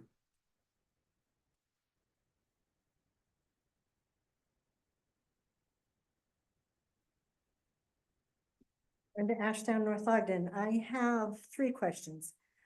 First one goes along with what, I was gonna say officer, Mr. Severing said. In Salt Lake, they have unified police force, but at least 3 of those cities have left that. And I would like someone to do some research onto why that is and how that's going to affect here, if it will. My second question, if a North Ogden police officer does something wrong, and so our police chief is over North Ogden, who disciplines him? Does North Ogden HR discipline him? Does Pleasant View HR discipline him? Does the chief discipline him? What if the 2 HR's offices disagree? What if the 2 mayors disagree on what the discipline should be? How is that handled? And one thing, I am extremely naive and I understand that, but if you have 12 officers in Pleasant View and 20 in North Ogden, you have so many Pleasant View officers on night duty and you have so many North Ogden officers on night duty. Why is that going to change because we put the police departments together? You're still going to be paying and have the 2 officers on Pleasant View and the 5 on North Ogden. You're still paying the same amount of officers because we are going to have 1 officer for every 1,000, right? So it doesn't really matter at what point, which one coming from. And part of my confusion for not understanding the necessity of this is North Ogden gets a big call, Harrisville comes, Pleasant View comes, our shooting, Ogden came, Roy came. Why now? Because, I'm sorry, Pleasant View needs a new chief. Why now are we needing to combine this? I don't see, at first it's talked about money savings. Okay, Pleasant View will save a little bit. North Ogden will save very little. And why were we so against in North Ogden combining with the sheriff's department, but now we want to combine with Pleasant View? And it's been asked, where's Harrisville? Fire department has all 3. Where's Harrisville? I don't understand the reasoning for the combination. The only question, if anybody would want to answer one, is how is this going to cut police officers being on duty? No? Thank you. Question. It's not. I have the answer. No, Sergeant. Can I answer the question? What's the protocol here? I don't know. Yeah, go ahead. I had the same question. I think what you're saying is if we've got X number of officers and we merge those together, the population doesn't decrease. How does that X number serve better? And I think Ryan answered the question, which is a decrease in sergeants. They're on, like, more people, less administration means more people can be out. So the only administration that they said that they're getting rid of is one chief. Yeah, and Currently, yeah, I'd stress that. I hope so. but anyway, I think I shared your question. Courtney Ryan, I'm from Pleasant View. So just to give you a little background, I just retired from Weaver County Sheriff's Office after 23 years working there. And so some things that come up, at the sheriff's office, we had contract cities a lot and dealing with those issues. One of the big things that would come up a lot with cities was we don't feel like we're getting what we're paying for. For instance, Washington Terrace, and Burns can attest to this, he was the lieutenant over that precinct for a long time. We've had Washington Terrace and Uinta both contracted with the sheriff's office. Well, there was not really anything going on in Uinta all that often. So that quarter of a deputy that they paid for, somewhere in there, it spent all of his time in Washington Terrace because that's where the busy place was. Also, that's where the action was. That's where you can find more people out committing crime. West Haven was similar with Far West and all those other cities. That was always a big complaint, was how do we know we're getting what we're paying for? We implemented, they were called geo-trackers, that we tracked the movement of our officers and how much time they spent in cities. And but then it comes up into question, if you arrest somebody in North Ogden, your Pleasant View officer arrested somebody in North Ogden, he's got to transport them to jail. Now that geo-tracker takes them out of that area, it becomes a mess. So I guess the question that I have in this situation is are we to the point where we're ready to move forward with this, or are we just scratching the surface as of right now with the information that we have? Because to me, I felt like the presentation was very on the surface level. We talk about insurance. If a Pleasant View officer goes into North Ogden, is involved in an officer-involved shooting with a North Ogden resident on a North Ogden call, is Pleasant View residents now responsible, and Pleasant City All going to that take happens already. lawsuit? All that is happening already. I think if you're in the sheriff's office, every one of these officers respond to multiple agencies all the time. Yeah, we do. That And brings up we're the next involved in question I guess we would get to injuries and so on. is we're already doing this. We're already backing each other. Like somebody brought up, I think, this gal that just talked before me. I guess I really am, I don't want to seem like I'm the bad person here. I have a lot of respect for these two. I've worked with them my entire career. I taught Stetson in the police academy. That kind of ages me a little bit, but I've had a lot of respect for the both of them. Couldn't be happier for the choices that both cities have made with the chiefs. And I think they're very intelligent. I've always thought the first time I dealt with Chief Einan, he really impressed me. It was on a very crappy situation, an officer involved shooting where one of our officers died. What he did was remarkable. So I got a lot of respect, but I think that there are still a lot of unanswered questions that may be out there that I think need to be ironed out before we go and rush into an agreement. To me, it seems like it's status quo. Like, this is what we're doing already. We're backing each other. We're doing those things. The only thing that we're gonna do, and that I see that really affects me, is you're gonna take the police officers out of this building and you're gonna move them to North Ogden. When they go to briefings, I don't know how that is set up. I don't know how that will operate. But you're taking that person out of our city, my city. This is where I pay my property tax to. It's where I expect my enforcement to be. I live right up the road. If there was an emergency at my house and somebody was here, it would take them 30 seconds. If they're in North Ogden, it's gonna take them 4 minutes. And I don't wanna see that 4-minute response time if there's an emergency with my family. A 4-minute response time is remarkable. It's awesome. I'm not beating up on that. The next question that I would have is the way that we stay independent with the staff. North Ogden has their staff, Pleasant View has their staff.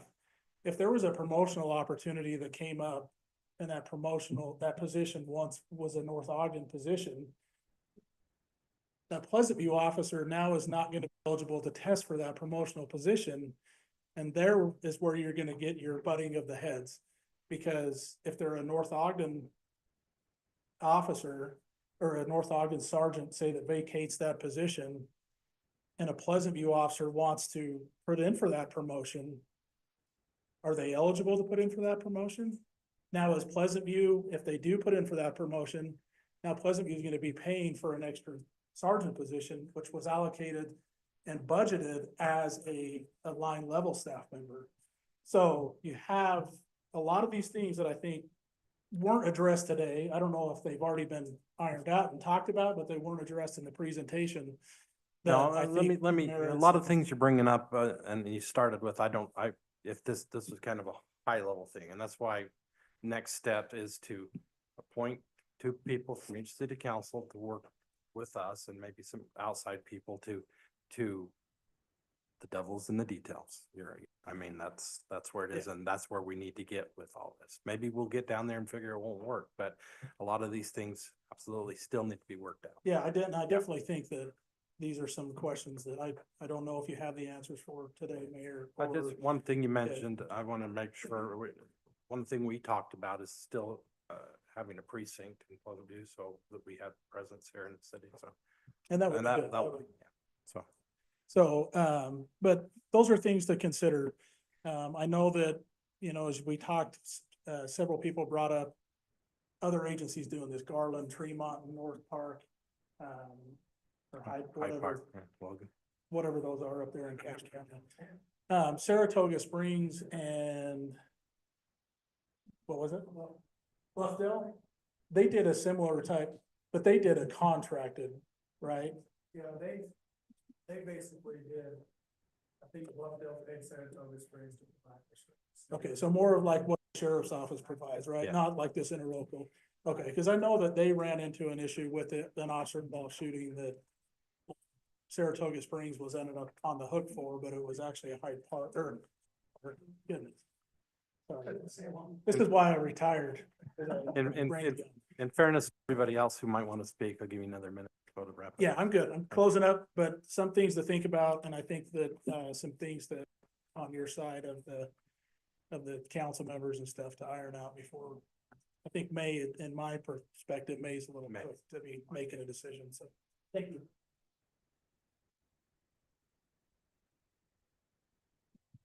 Philip Swanson, North Ogden resident. Thank you for your discussion tonight.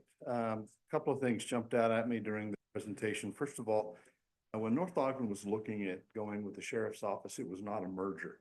It was going to be the sheriff's office did it or North Ogden retained its police department. It was not a merger in the way that is being spoken of tonight. Right at the beginning of the presentation, great presentation. I'd like to know whether or not the costs for service are measuring the exact same thing. I mean, we had 11,366 calls for service in Pleasant View, 14,258 in North Ogden. Those numbers, I mean, Pleasant View seems pretty high compared to North Ogden if we're measuring the exact same thing. And I think before we make that comparison, I mean, with that comparison, you're at one call per resident. North Ogden's at 0.64 calls per resident. I don't think that's a real number, and I think we ought to have that number, even if it means that we take the statistics from the two cities and we find where they match and we measure only those that match so that we're not getting more calls in there. Phil, just let me address that real quick. Sure. When we met yesterday and talked about this, I had similar questions. Sure. Of so we decided, and Derek brought this up, we decided, and they're gonna break out, level 1, level 2, level 3 calls, so we can compare those, especially with the level 1 calls. I know when we at North Ogden City, we're considering the sheriff's office. We know that the sheriff's office doesn't report as a call something like somebody locked out of their car, where North Ogden did. And so there were different, just make sure that those numbers are measuring the same thing so that we know we're getting what we get.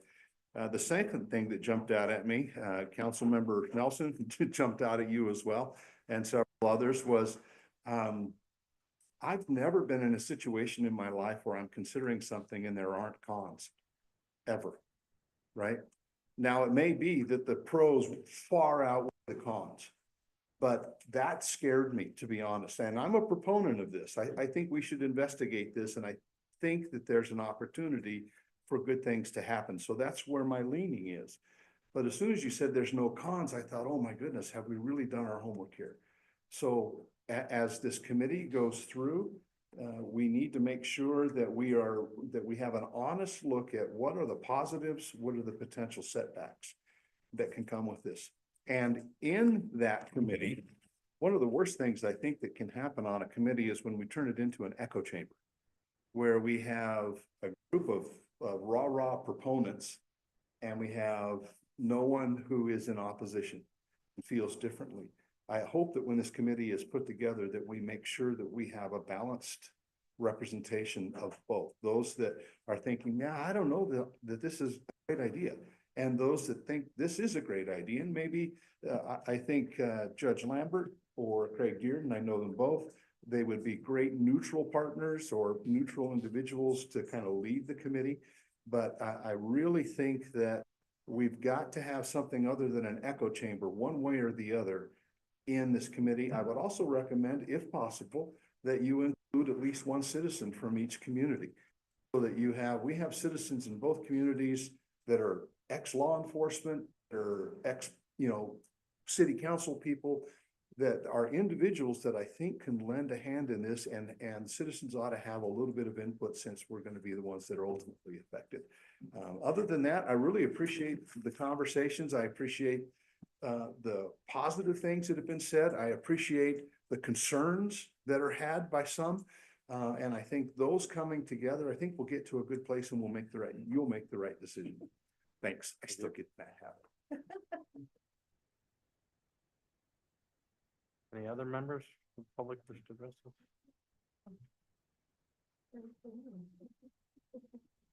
Kevin Burns, I'm a North Ogden resident. I'll start off with, you're probably right about the fireworks show. You're probably right. You got some issues. You what? We don't care. You said it, not me. It's all work for Ryan. There's a lot of things that have been said that I agree with, as far as if it'll work or if it won't work. At this point, I'm really not in favor or opposed to the plan. I think we need more time to sort through some of the details. I don't think May is enough time, as it's middle of March. That kind of makes it feel like a timeshare presentation, and that makes me a little uncomfortable. I think if you need a chief, I'm a chief, and work it into the program down the road. Don't force us into it, because we'll regret it. If it feels like a square peg going into a round hole, it'll be a problem. I would love to see some more details. I think if you vote for it, it will work, because you'll have to. And if you vote against it and you keep your separate police departments, you'll figure out how to make it work. The one thing, as the mayor says, it gets old trying to figure out how to fund police and public safety every year. It gets pretty old listening to you trying to figure out how to do it. Because it's the same problems every year, right? So, one way that, I'm sorry. Okay. So thank you very much. Look forward to hearing more about it, but good luck. Anybody else? Let the record show that Toby Molesky's keeping us from adjourning. I'm just kidding. I'm just kidding. Mayor's member of the city council, thanks for your effort on this. I think Courtney Ryan hit it on the money, why, and the nice lady before him had the right questions. So I'm not gonna expand on any of that. I just don't think it's worth Pleasant View giving up control, personal service, and identity for a few bucks. Raise my property taxes. Just raise them. and increase the service, increase the pay and make the chief here. Thank you very much for your time. Thanks, Toby. Adjourn, Mayor. Anybody else wish to address this? We'll stay here all night if we need to. I just kidding. I have to give Toby a bad time. That's what I do. Anybody else? Any final comments, or if not, I'd entertain a motion to adjourn. Mayor, I'll make a motion to adjourn. Okay, did you get that, Laurie? Motion by Arrington, second. Okay, Nelson, all in favor, say aye. Aye. All right, we're adjourned. Thank you, everybody.